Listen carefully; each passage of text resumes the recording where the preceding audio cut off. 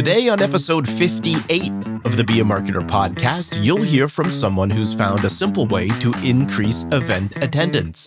And I'm sharing why SMS marketing is more powerful than you think. This is the Be a Marketer podcast.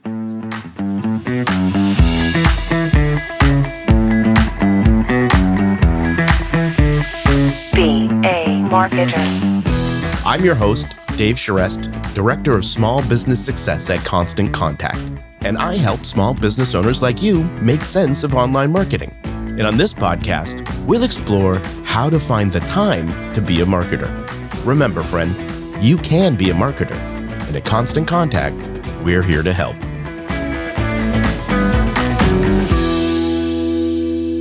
Well, hello, friend, and thanks for joining me for another episode of the Be a Marketer podcast.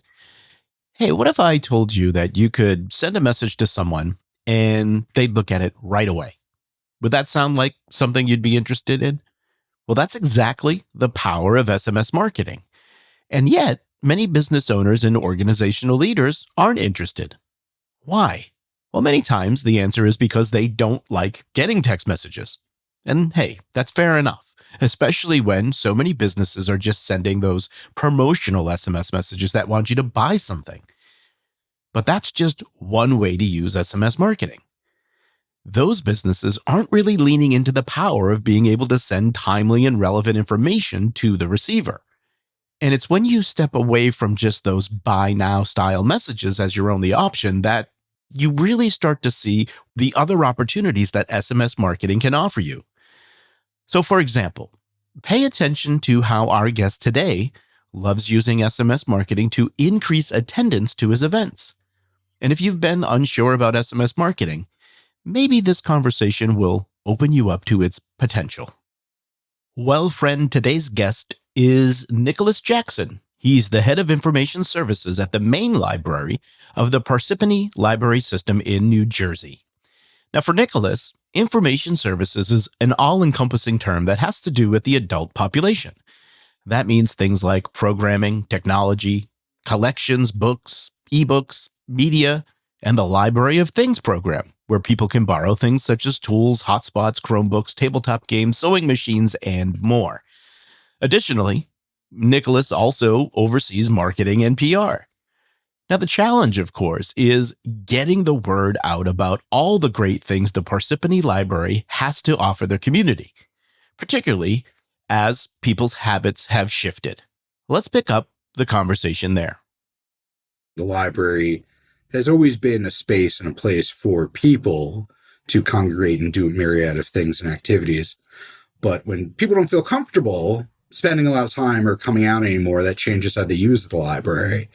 And there's so many, like one of your previous podcasts, there are so many high quality free events and programs out there, especially everybody pivoted online. So you can Google so many things, and which is fine and dandy. I mean, I do that myself.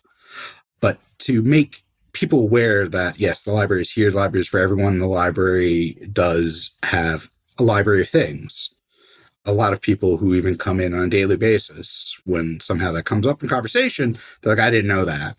Or people come and study and they, I didn't know that. Or when I speak to members of the community, business or otherwise, a lot of people say, I didn't know that. So how do we communicate that to people? And so that's where marketing is really important. Do you have a background in marketing at all?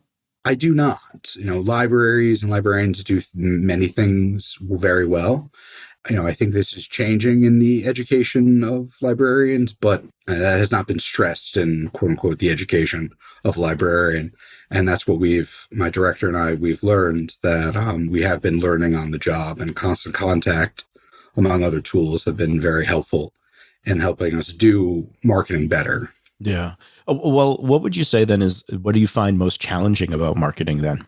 Creating the right graphic, or I'm going to say advertisement. How much information is too much information? Because with visual culture and shifts in demographics and usage, what flyers used to look like is rather overwhelming. It's a lot. It's probably too much and you're losing people. So wanting to find the optimal amount of information and get people to stop and pay attention. So that is probably one of the stumbling blocks, that not having a background in marketing and PR and color theory, et cetera, et cetera. Do you do anything in terms of trying to overcome that challenge then? Like, are there particular avenues that you're looking for in terms of helping you with that? Finding things on the internet. Yeah. Okay. Your podcast in particular and others, books, of course. I was going to say, I feel like there's probably somewhere nearby that you could probably. Yeah, a library. Imagine that. All the free, in additional free, high quality resources, the library. So, yes. And some of it is, of course, trial and error. We do use Canva. And what's great about Constant Contact does have Canva built in. And we also do have a subscription to that as well. And so some of it's been trial and error, taking what we've learned from the books or Harvard Business Review or podcasts. Nicholas, I love to hear that you're using the Canva integration. Lots of people are aware of Canva, and I'm always like, hey, do you know about the integration between, and they're like, what? So I love that you're taking advantage of that. Maybe we'll talk a little bit more about that in a little bit, but I want to know something from you, Nicholas. What do you love most about your role today? Connecting with people. I even saw one of a customer I've gotten to know, and they came in and they're like, oh, I'm so glad I ran into you. I was hoping to see you. And I helped them find books on Stoicism a few weeks ago. And, I was a philosophy major. And I do have a second master's in literature. So I'm very familiar with this. So I rattled off and they came back and they loved it. And then they're like, oh, Virginia Woolf, To the Lighthouse. I'm like, they're going to love it. And so we went to the shelf and we got it. And they were just so happy. And just, it's about people. People come to the library to do things, but that's your role to help, or even when I go out into the community, connect with people, just to share, like, hello, the library's for you. Did you know the library had X, Y, and Z? And it's wonderful to be like, whoa, you have ebooks, you have audiobooks, you have streaming, you have museum passes. You can go to museum for free. You can borrow a metal detector for free. That's one of the best parts of what I do on a daily basis. All right, so I'm going to have to ask you for a book recommendation here. So my wife is very much into the Stoicism as well. So what's your, I would say, most recent book recommendation for a... I mean, of course, I love, you go to the masters and that. You go to Marcus Aurelius' Meditations, Epictetus' Discourse, Seneca's Letters. Those are good as well. And there's also fiction. There's also a novel, mid-20th century. The author is escaping me, but Memoirs of Hadrian. And so that's a novel in the sense of a genre, a fiction approach to the philosophy. I'll have to check that one out. All right. So what does a typical day look like for you at the library? Typical. There's no, it's cliches. There's no right, typical exactly, days. Right. So it's interesting. I do a manager. So I do have staff, full-time, part-time staff that report to me, and they have various responsibilities in the library. We also do have information services desk where people come in, email a myriad questions, from as simple as, how do I print this, tax forms, to notary, to I got a new phone, I got a new smartphone. How do I get some of the library services onto it? Things of that nature, or people coming in looking for a book. We have a large format printer. So I had a local organization, one of the arboretums, come in today to print some large posters for an event they're having. So we have that, reviewing requests, purchasing materials, both physical and electronic, being interviewed on podcasts, that's all in a day's work. Well, you mentioned you're a team you manage. Yes. Who's involved? Is it just you in the marketing? Are there other people taking responsibilities there?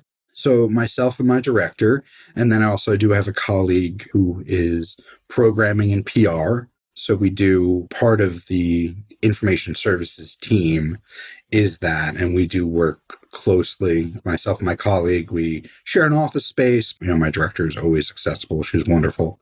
And she, is a big believer in outside the box, going beyond the library. the library has such high quality, great free resources. And just, you have to tell people, we just have to shout it from the rooftop, mountainside. So yes. So there's 2 to 3 of us, depending on the day. So I want to understand your process and kind of workflow a little bit here, right? So are you all meeting and are you setting goals for the library, for example, for the year? Like, how do you think through that process? And then what specifically are you responsible for in that? Right. Okay. Thank you. Yes. So we look at what we would like to highlight. We do create marketing campaigns for different initiatives. A good example of this is going to be when the Parsippany Library went fine free. So for all of our materials, if you return it late, there is no fine. And this is based on many different large public libraries across the country going fine free even before the pandemic, New York Public being one. And they had seen a great surge increase because the fines are barriers to people. We're punishing people for life getting in the way, and maybe, and it adds up. If you have check out, I have a little one myself, and so I check out lots of books. And you check out lots of books and you're 1-2 days late, that can rack up in some places. And so $5-10 could be a lot. And so why are we standing in people's way like that? And, it's embarrassing. It's to people, and you feel shame. And we don't want that. The library's not about that. That's not what we're about. We want people to come in. We want people to access it. So we sat down and for weeks and planned, when we're going to go fine free. What is the graphics going to look like? What are the marketing going to look like? What's the emails? What's social media posts? What's the message?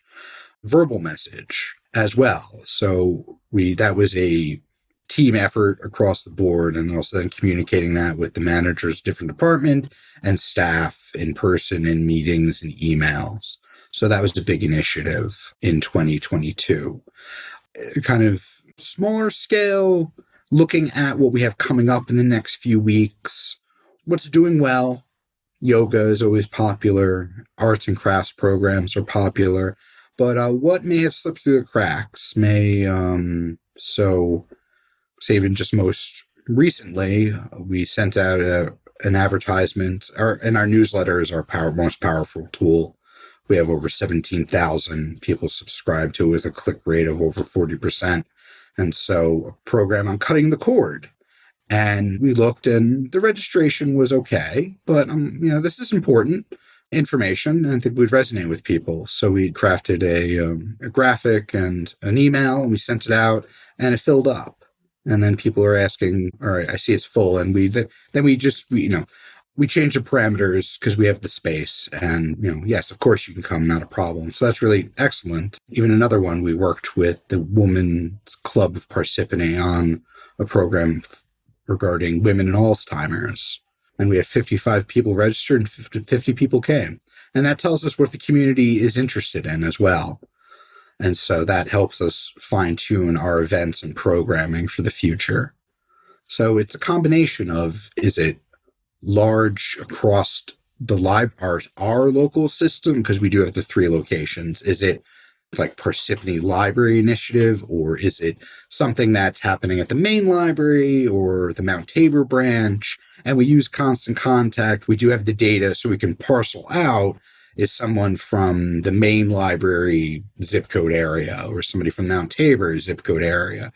And so then we can send separate emails to those community members. And something also is really nice. We have a local artist, illustrator, Edel Rodriguez, and he does live in that community, and using constant contact to share with constituents that he has his art at that location and this location. He's going to do talks at both. And so that was really rewarding. Are there any specific goals? And when you think about this year, are there any things that are kind of top priorities for you now? So are you we want to make sure we have X amount of people at events, or I guess, what does that look like for you? Sure. I mean, of course, we hope to have, we hope, of course, people will come. But using last year's data and then this year's data, especially seeing what people are interested in, and constant contact and other tools help us with that. And so, yes, we do have goals for 2024. we're going to be introducing a movie streaming service that it's called Shimaru, and it's for mostly films made in India, in Hindi, in Gujarati. Side note, Parsippany does have a very large Indian diaspora population community. Over 30%, according to the census, of our population is Asian. And what that means is primarily Indian descent. And so Hindi and Gujarati are spoken at home, and you hear it in people in the library, etc. So that is a initiative we're going to be working on very soon. We're getting that set up. So, we're working on those goals to send that out. And then also, one of the reasons we came to Constant Contact is we were seeing people were registering for programs, but not necessarily coming. I understand life gets in the way, but some presenters do it gratis, but some people do make a living presenting, especially, say, we have local artists who are doing arts and crafts programs or things of that nature. And there's a wait, say arts and for a painting program, we have 15 people, then we have a wait list. And if, 15 people said they're going to come and only 10 show up, that means we could have let five people come in, etc. So anyway, Constant Contact, we found that you have SMS capabilities and reminders, because we were thinking one day, the management team, okay, we send an email, but honestly, are you really looking at your email that much? And what did your doctor's office do? They text you the day of, the night before, a few hours before. And we're like, all right, why can't we do that? And so we found Constant Contact. We do. So now when people sign up, we ask them to share that information if they want, to get a reminder. And we use Constant Contact to schedule a text reminder about an event or a program the day of. And so a few hours before, a reminder, you've signed up for X, Y, and Z. We'll see you at 7 p.m. And so that does help drive attendance. Either remind people, oh yeah, I have that, or I can't make it. Let me say I can't make it. And then that opens up spots for other people. I love that. I saw that you were using SMS, and one of my questions was like, well, how are you doing that? And so I love that you're using that for that type of use case, because I think that's the interesting thing about SMS. I think we immediately default to people, particularly if you're in the business world, right? It might be a little bit different here in your case, but I think you often default to that idea of like, oh, you're just going to send information about like a sale or something like that happening. But I think the real power that comes in with SMS is things like you're saying, like the timeliness and the relevance of what's happening in that moment. And you've got somebody that's going to look at that device right away and see that message. So I love to hear that you're actually seeing that help get attendance up for you. Are you using it in any other ways? I'm curious. Currently, that is the only method we're using it as, because that's when people sign up for the newsletter, we do ask information when they sign up for a library card. We do ask them if we can have that and send them. And we're currently just using SMS to remind people about events and programs they signed up for. We floated the idea of potentially doing more, but we want to, because I don't know if it's been a full calendar year. I don't think so, of doing that yet. So we want people to be familiar that the library is sending them text message about something they've signed up for. I think you got a great use case there. I don't think it's necessarily about doing too much with it. I think using it at the right moments is what's really important, because then you get people that appreciate it versus being like, ugh, right? And so I think that's great. So keep up the great work there. I'm curious, just in terms of getting through this idea of like, all right, these are the things that we have to do. These are the things we need to get the word out about, and there's follow-up and all of that. How are you working through the process of just getting things done? Like, are you, right? I guess the question is like, how do you find time to do the marketing, right? Are you setting time in your calendar? Do you have regular meetings? Like, what does that look like? Thank you for asking for clarity. If it's important, you make the time. It's a priority. It's been a priority for my director since day one. She's been here a little over 3 years. I've been here over 2.5. And, that's why we're such a great team, and why I think we're both here, is that's the goal of the library, that the world is different and it's not built it, they will come anymore. And the library does have so much, which is good, but then also it is daunting. So you do have to choose wisely what information you want to convey to people. But through the day, yes, to make meetings are challenging since we are a public facing organization. And we were only ever working from home in the very, very beginning, first 2-3 months. And after that, come June of 2020, we're back in the building. I was at a different library at that time, but in our consortium, we were then all back in the building doing curbside and then opened up as we could. And so people have been back in the building for a long time at this point. So anyway, long story short, so FaceTime, getting, even though I see, we do when we absolutely, of course, touch base on a daily basis, some emails, but I use Google Calendar to the daily. We also use Constant Contact when people sign up for library cards. So you ask, can we, send you an email? And so I pull that information, use Constant Contact, send a welcome email to everyone who got a library card that past week.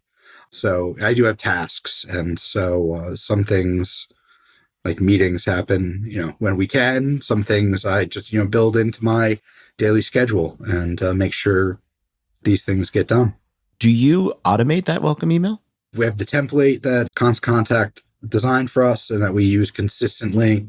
Use that template for everything.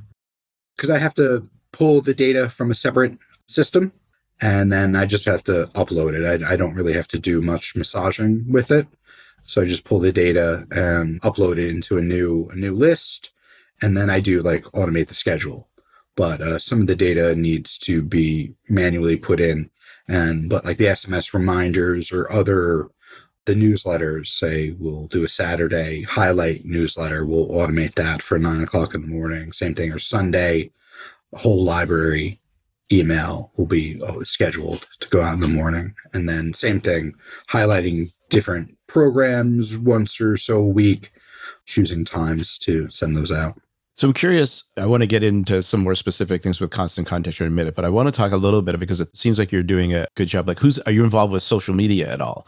And tell me about what you're doing there. Yes. So people like seeing people. So highlighting the staff, customers, the public community loves seeing members of the staff, and they'll comment that they're so great, they're so nice, which is wonderful. I mean, that's true. Our staff is excellent. Also, programs. So we had an arts and crafts program. So highlighting that, and then also inform people, the library does that. Okay, I want to look for that. I want to do that next time. The Women's Club generously donated to the library this week, and we did have a photo op with them, and so they'll share, and then we'll reshare that. And so we do use some graphics on social media, but I do try to go with that 80-20 rule.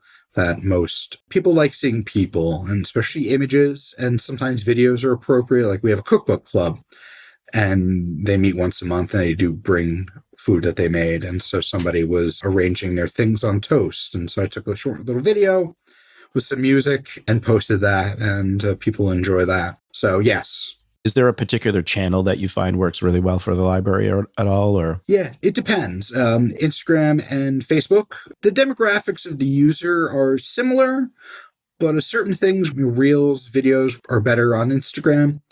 And Facebook's good for photos and some more information. We do have TikTok as well. I see some of my fellow libraries across the country do really funny, interesting, cool things. I'm really glad they're able to. It's always a question of time, as you asked before. How do you get this done? Sometimes you don't want to do it off the cuff. You want to make sure it's high quality, because everything the library you want to provide is, high quality information and resources. So it's not something you can just do on the fly. So TikTok, we're there, but not as consistent as I would like to be. That would be cool to have some more fun. Trending now is like a fight scene on TikTok. And I see a lot of libraries, one being like an ebook versus book and what have you. So that'd be really cool. It's just, at this moment, a question of time.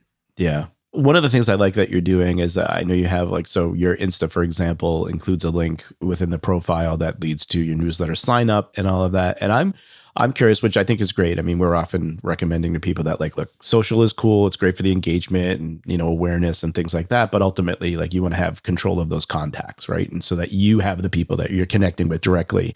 I'm curious before we even get into usage, but what brought you to Constant Contact? Was this something that you helped decide on choosing or? Yes, we had a different service, but at a managers meeting, we were talking, there was an example, a painting program that was full. And once again, I understand it's relatively free program and I understand life gets in the way, but say only half the people showed up.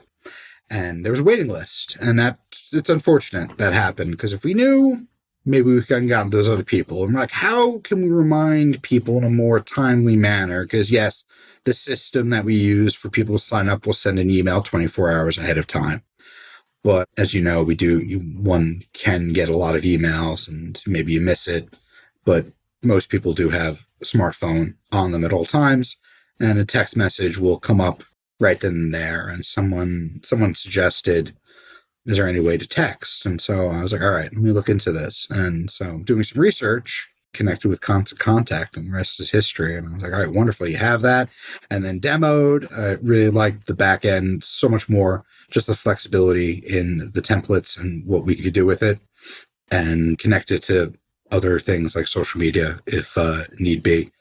And that's how we got there. And, so, made the case and presented my director and said, this is the way we should go because of X, Y, and Z. And that's what we did. Excellent. So what do you like most about Constant Contact now that you're kind of in there using it and doing those things? It is easy. It's usable. The support of your colleagues is excellent. Any questions or concerns? Also, financially, especially prepay. We can, I think we prepaid for 12 months and 30% off. And so, that helps. And the add-on of the SMS feature is quite affordable for the amount that we send. It's just, we're one of the larger libraries and we do have lots of programs, and still I think we get 500 a month. And I don't think we even break 100 text messages per month. And then, importing the data is very easy. Then same thing like exporting. If, we want to pull the information, if I want to send a different, I may have the emails for all the program in Constant Contact, and say I want to send a different kind of email, I want to say more personal. I'll pull it out and I'll use the work email. So, you mentioned earlier how you were talking about, there's different groups of people interested in different things. And one of the things that you seem to be doing really well within your account is thinking through the different lists that you might have. And so talk me through that. How are you managing your contacts while they're in Constant Contact? Yeah. So when people are signing up, so really cool, innovative program we're doing is we have a reading party. It's not a book club. You bring your own literature, bring your own book, and we do it in one section of the library. We dim the lights, we have music, we have lamps, we have coffee, and we move all of our comfy furniture, and people just come and read for over an hour, and then you chat with your neighbor and make a new friend. And we've only seen it grow. This past week was the third time, and 29 people, which is really cool. So I have that list. So when people sign up for a program, okay, they agree to us to have the information. Okay, so I have our general, this is an adult program, so I have an adult list. But then you signed up for the reading party, so therefore I have my reading party list. And so for each time, we do ask people to register. And what's nice is maybe the person didn't register for the next one because they already registered for a past one, or they forgot, or whatever reason. So now I'm developing this list of 50 contacts. And so then we're able to remind everyone who's signed up, has been interested in that, all right, guess what? This is coming up again. And so that's really awesome that I have these segments of same thing like yoga. Everybody who signs up for yoga, all right, a reminder, yoga is going to be X, Y, and Z. And so more often than not, people are like, thank you so much for the reminder. That's great. Really appreciated that. So that's really awesome about Constant Contact. Or different I'm going to say zip codes of the township, for lack of a better word. But if there's something going on at Lake Hiawatha branch, there's a program, one of the local banks we're working with, and they're providing programming on identity theft, say something coming up. So then I'm able to get everyone who lives in that zip code area, create a wonderful newsletter, inviting graphic and pertinent information, and then link to the website and send it to that segment of the population. Because as I said, when we were a rather large town, and on a good day, it could take up to 15 minutes to travel from where I am to that branch. So people you may not want to travel, may not be able to. I mean, you may get off of work and after dinner, then to trek across town. In addition, that's why we still do hybrid or virtual, because at the end of the day, you may not want to get at your PJs. So we understand. You mentioned consistency in relation to TikTok earlier, and I think consistency is just one of those things in marketing in general that's really important. And so talk to me a little bit about when you think about frequency and how you're kind of approaching what you're doing with the newsletters and things like, do you have like a regular newsletter and then you have more, I guess, one-off emails? Like, talk me through that. Yes, absolutely. So yes, when I joined, and we've been consistent with a Sunday newsletter. And so that's our general newsletter. There's for adults, and then there's a children's teen newsletter. And so fast forward, when we switched to Constant Contact and we're thinking about consistency, we wanted all of our graphics for everything to be consistently the same size. And so what's great about using Canva is you create a graphic, and so you have your flyer size dimensions, you have your Instagram size, then you have your banner, you have your website, et cetera, et cetera. So creating a graphic, and so the graphic for that program, that whatever that is, program, event, service, is the same for every channel you're putting it on, whether you're putting in your newsletter, you're putting on Facebook and Instagram, you're putting on your website. So using that, having it inviting, that's one of the great things about Canva, is you can use a template. So creating the templates, and so it's consistent, the who, what, when, where, when, kind of what, and branding, making sure our logo is on everything as well. So flyer, banner, even though it is in our newsletter, of course it is the newsletter from Parsippany Library, but our logo on everything well. So consistent in branding. And so you also asked about one-offs. So I'm going to rabbit hole on kind of two things. So sure, things that are consistent, say our monthly book clubs, cookbook club, evening, sci-fi, that has a consistent look. So regardless of the book or the activity you're doing, the flyer, the banner for the newsletter looks the same, just has the title, it's just different information, the who, what, when, and where. The one-offs, then that's where, maybe a little more creative or a little different. So I mentioned cutting the cord.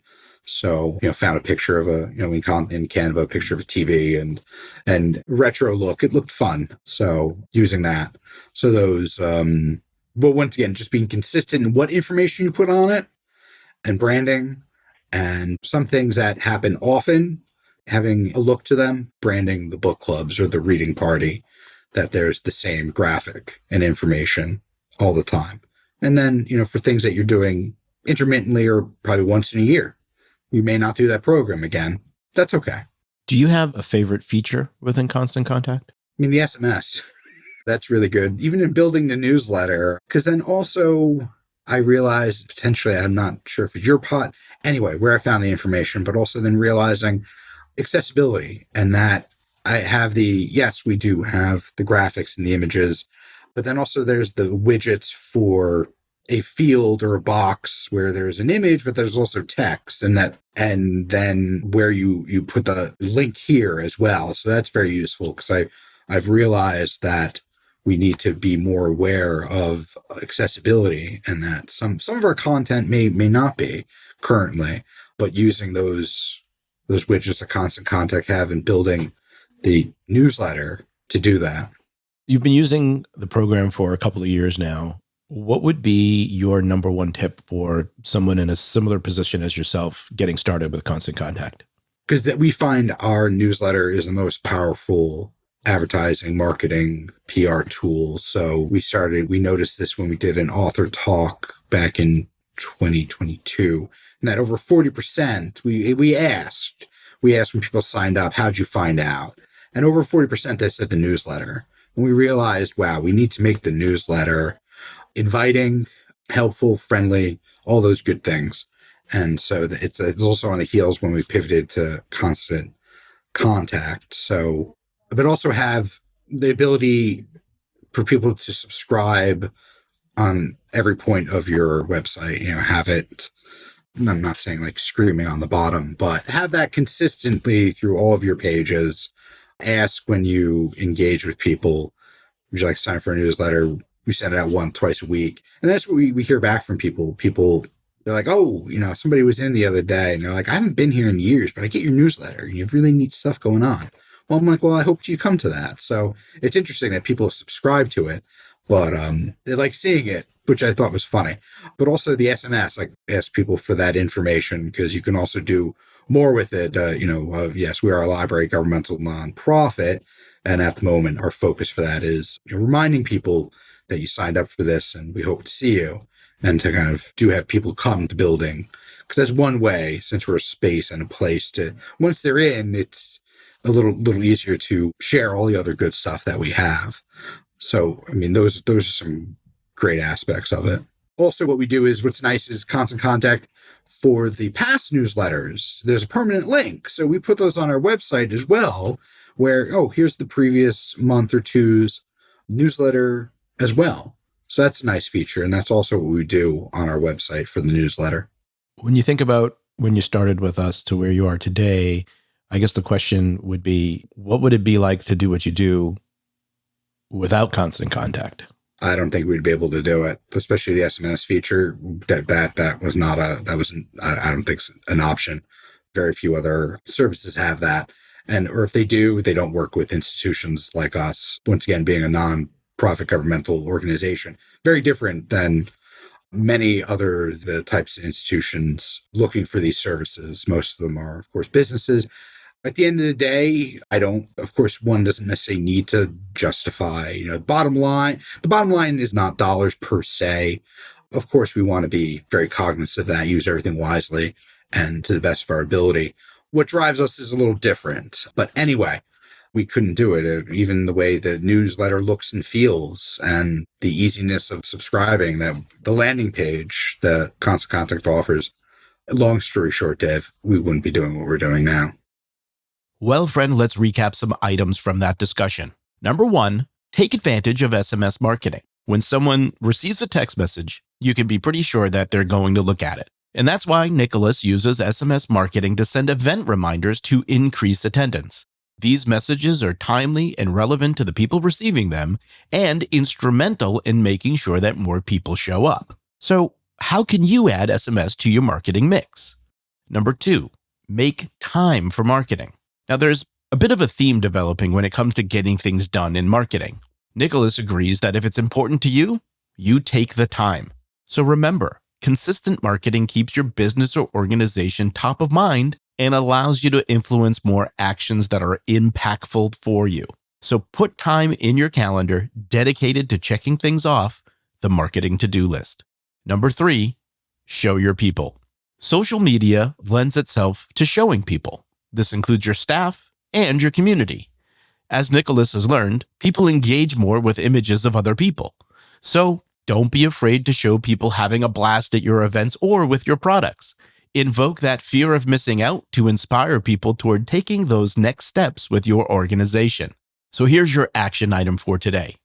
Set aside 30 minutes for marketing. I want you to mark your calendar for dedicated marketing time. Then I want you to take a look at the resources in the show notes. Find something there that piques your interest and use this time to learn more about how you can implement it for your organization. I hope you enjoyed this episode of the Be a Marketer podcast. If you have questions or feedback, I'd love to hear from you. You can email me directly at dave.charest@constantcontact.com. If you did enjoy today's episode, please take a moment to leave us a review. Your honest feedback will help other small business marketers like yourself find the show.